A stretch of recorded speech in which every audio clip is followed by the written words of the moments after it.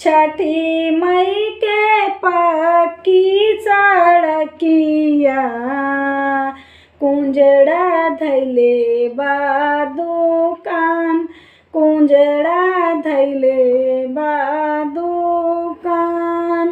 घोड़ेवा चढ़ल अइले पिंटू बाबू, करलन फलवा के मोल, कैले फलवा के मोल, कैले केलवा के मोल। जल्दी जल्दी कर भैया मोलवा, भैले अरगिया की बेर, भैले अरगिया की बेर। 3 दिन के भूखली तिवैया, बाड़ी जल बीचे ठाड़, बाड़ी जल बीचे ठाड़।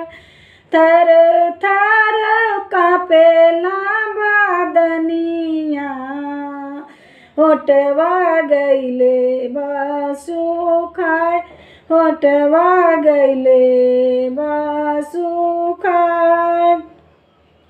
छठी मई के पक्की सड़किया, डोमवा धैले बा दुकान, डोमवा धैले बा दुकान।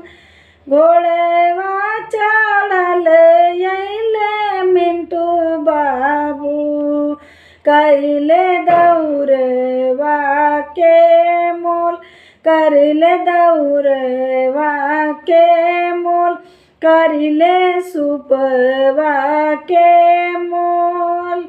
जल्दी जल्दी कर भैया मोलवा, भैले अरगिया की बेर, भैले अरगिया की बेर।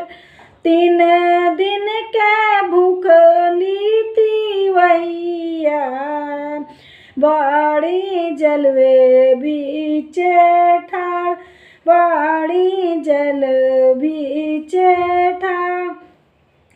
थर थर कापेला बादनिया, होठवा गइले सुखाए, होठवा गइले सुखाए।